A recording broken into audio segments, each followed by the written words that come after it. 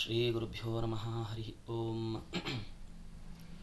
ध्यायेद्धरिन्मणिनिभं जगदेकवन्द्यं सौन्दर्यसारमर्शङ्खवराभयानि दूर्भिर्दधानमजितं सरसञ्च भैष्मी सत्यासमेतमखिलप्रवेन्दरेशम् अभ्रमं भङ्गरहितम् अजडं विमलं सदा आनन्दतीर्थमतुलं भजे तापत्रयापहम्। चित्रैः पदैः च गम्भीरैः वाक्यैः मानैः अखण्डितैः गुरुभावं व्यञ्जयन्ती भाति श्रीजयतीर्थवाक्।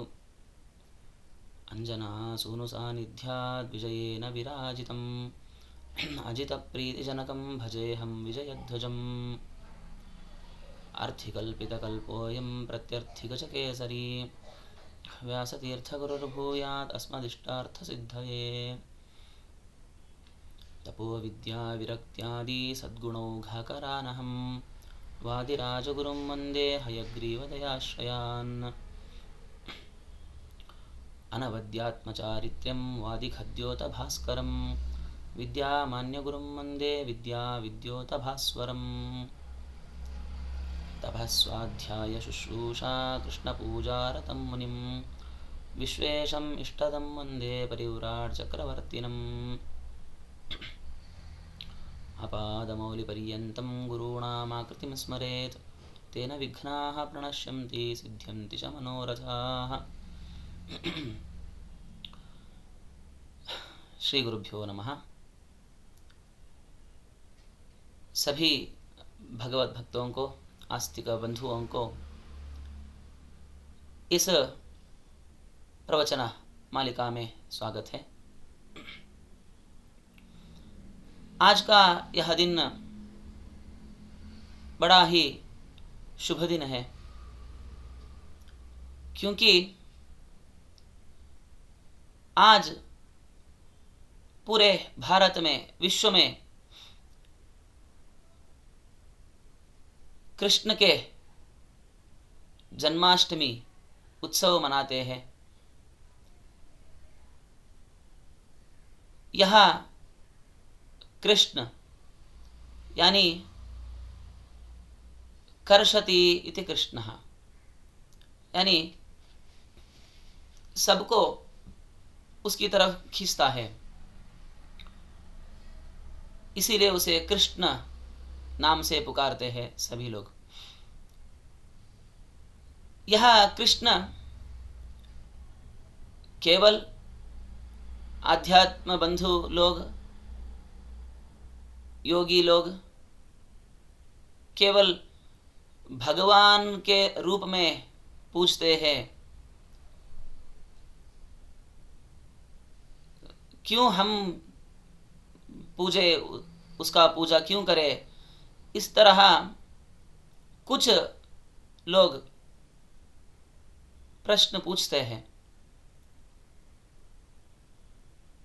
देखिए, कृष्ण बोले तो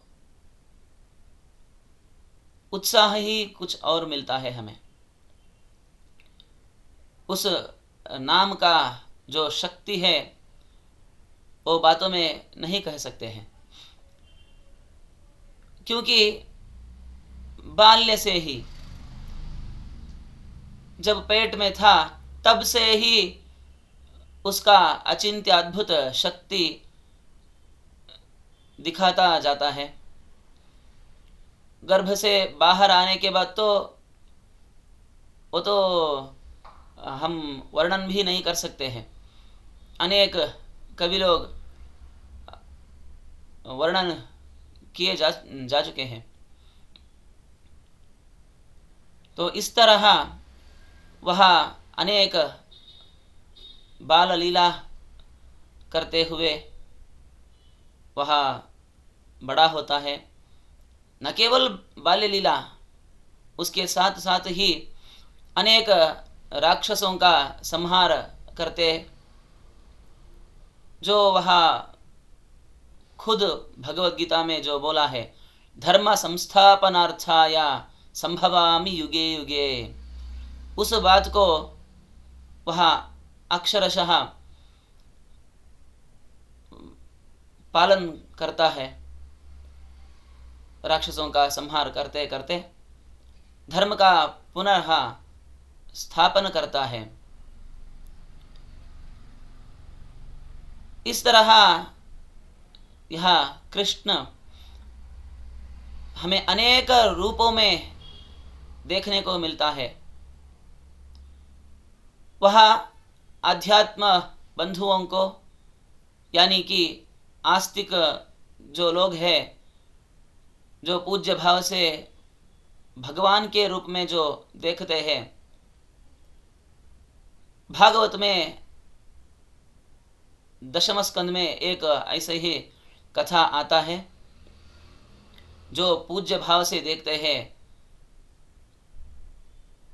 वह लोग इस तरह कथाओं को आश्रय करते हुए पूज्य भाव दिखाते हैं। अनेक राक्षसों का संहार करते वह कृष्ण और बलराम एक बार, जो वह कृष्ण द्वारका नगरी का निर्माण करता है, उस समय एक राक्षस का संहार करता है। वह राक्षस का नाम है कालयवन। यह राक्षस कृष्ण को देखकर उसे मारने के लिए आता है, पर कृष्ण क्या करता है, दौड़ते दौड़ते दौड़ते एक गुहा है उसके भीतर चला जाता है। वो कालयवन भी आता है पीछा करते हुए, देखता है वहां पर एक गुहा है, वो चोर कृष्ण यहीं पर गया है, इस तरह सोचकर वह भीतर अंदर जाता है। तो वहां पर एक व्यक्ति सो रहा है। यह कालयवन सोचा, अरे मूर्ख कृष्ण, यहाँ सोगे तो मुझे मालूम नहीं चलेगा क्या। इस तरह सोचते जो वहाँ आदमी सोया हुआ था उसे उठाता है। वह उठते ही इसे देखता है, इस कालयवन को देखता है, तुरंत ही जो सोया हुआ था वह आदमी, उसके वह दृष्टि कालयवन के ऊपर पड़ते ही वह भस्म हो जाता है। वो व्यक्ति कृष्ण नहीं था, परंतु मुचुकुंद नामक एक राजा था। यह राजा जो इक्ष्वाकु वंश के मांधाता राजा थे, उसका पुत्र है यह मुचुकुंद राजा। इस मुचुकुंद राजा एक बार देवता और असुरों के जो युद्ध हुआ था, उसमें देवताओं के पक्ष में युद्ध करके उन्हें विजय दिलाया था। इससे प्रसन्न होकर वह देवता वर पूछने को बोले थे। तब यह मुचुकुंद राजा, मुझे बहुत आयास हुआ है, तो इसलिए मुझे सोने के लिए एक जगह चाहिए, और जो भी मुझे नींद से उठाता है उसे देखते ही वो भस्म होना चाहिए। इस तरह वर पूछे थे। तो उस वर के वरदान से यह कालयवन का संहार करवाता है मुचुकुंद के दृष्टि से ही। इस तरह अनेक विध से यह कृष्ण प्रत्यक्ष रूप से या परोक्ष रूप से अनेक राक्षसों का संहार करते, जो धरणी का, जो भूमि का भार था, बोझ था, उसे कम करता आया है। यह इसका अचिंत्य अद्भुत शक्ति का अनावरण होता है इन कथाओं से। इससे कुछ लोग संतुष्ट नहीं होते हैं, क्योंकि वहाँ भगवान को पूछते नहीं हैं, भगवान को मानते नहीं हैं, यानी नास्तिक लोग इस तरह के। परंतु यह कृष्ण विश्व मान्य है, विश्व में सभी इसे पूजते हैं, आदर गौरव देते हैं। न केवल यह इस तरह के कारनामे किया है इस वजह से नहीं, परंतु यह एक मुख्य कारण है कृष्ण को उतना महत्व देने के लिए। क्योंकि देखिए, हमारे भारत का एक धर्म ग्रंथ बोले तो वह जो महाभारत के अंदर आता है, कृष्ण और अर्जुन का संवाद रूपी भगवद गीता नाम से पुकारते हैं वह ग्रंथ। इस भगवद गीता हमारे यानी मानवों का उद्धार के लिए ही है। कुछ लोग सोचते हैं अरे वो तो अर्जुन के लिए उपदेश किया है कृष्ण, 18 अध्यायों में सिर्फ अर्जुन के लिए ही उपदेश किया है, युद्ध करवाना था इसलिए उपदेश दिया है। इस तरह कुछ ढंग से वह बात करते हैं। पर सोचने की बात है, उसके अंदर जाने से हमें ज्ञान प्राप्त होता है। यह न केवल अर्जुन को उपदेश नहीं दिया है, परंतु अर्जुन को आगे दिखाकर सभी मनुष्यों को यह पाठ पढ़ाया है, कृष्ण उपदेश दिया है। उसमें एक अंश ऐसा भी है,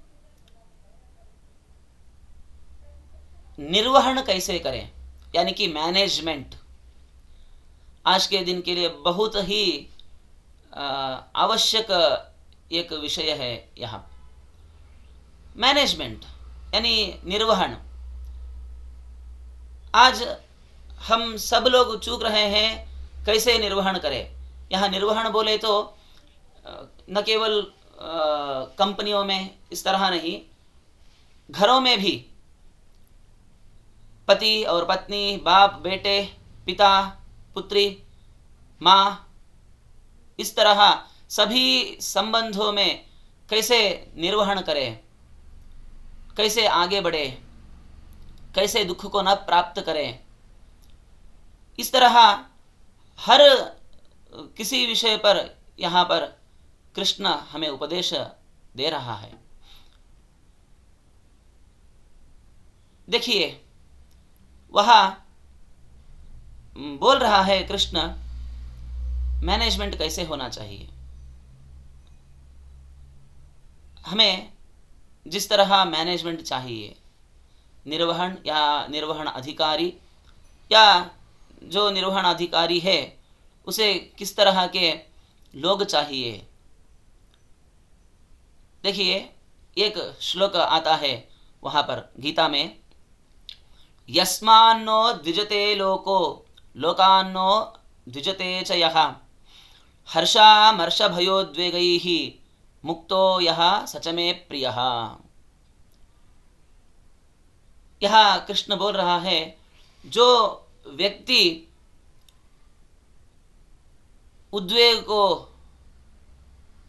प्राप्त नहीं करता है, यानी कि एक्साइटमेंट्स, इस तरह जो व्यक्ति न प्राप्त करता है, और भय और द्वेष, असूया यानी कि जलस, इस तरह गुणों से जो व्यक्ति अतिरिक्त है वह मुझे सर्वप्रिय है। इस तरह वह श्लोक में कृष्ण अर्जुन को बोल रहा है।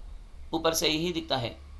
आज के दिन में हम देखेंगे तो जो निर्वहणाधिकारी है, यानी कि मैनेजर ऐसे बोलते हैं ना, वो भी वह नौकर को किस तरह नौकर को चाहता है, इसी तरह नौकर को चाहता है जो उद्वेग नहीं करता है, जो भयभीत नहीं होता है, और असूया जलस इत्यादि जो आदमी नहीं करता है, क्योंकि उसे उस वह जो कंपनी है उसे आगे बढ़ाना है।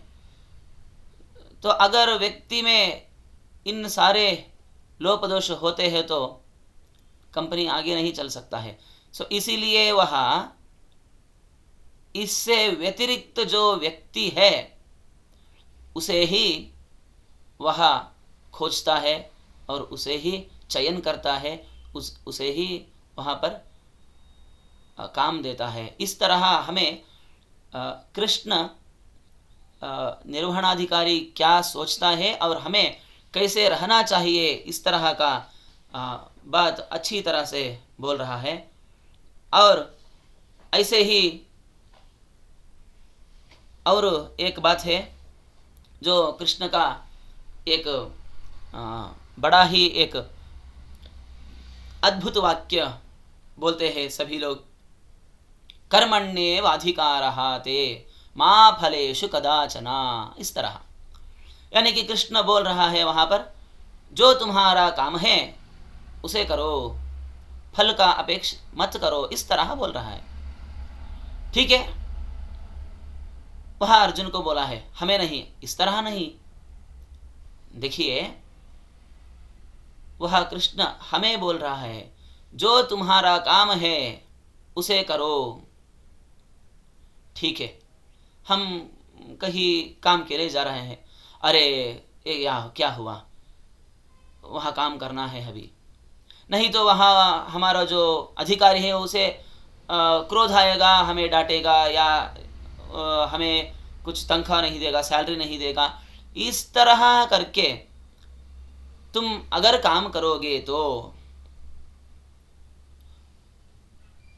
क्या होता है, वो भी आगे चलते बोल रहा है कृष्ण, अश्रद्धया हुतं दत्तं तपः तप्तं कृतं च यत् असदित्युच्यते पार्थ न च तत्प्रेत्य नो इह।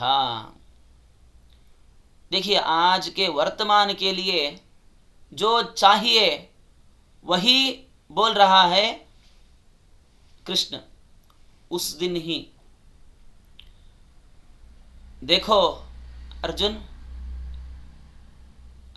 यानी हम मानव लोग, जो तुम कर रहे हो, मैंने बोला कर्मण्येवाधिकारः, तुम हताश होकर अगर वह काम करोगे तो उसे फायदा नहीं है, उससे प्रयोजन नहीं है।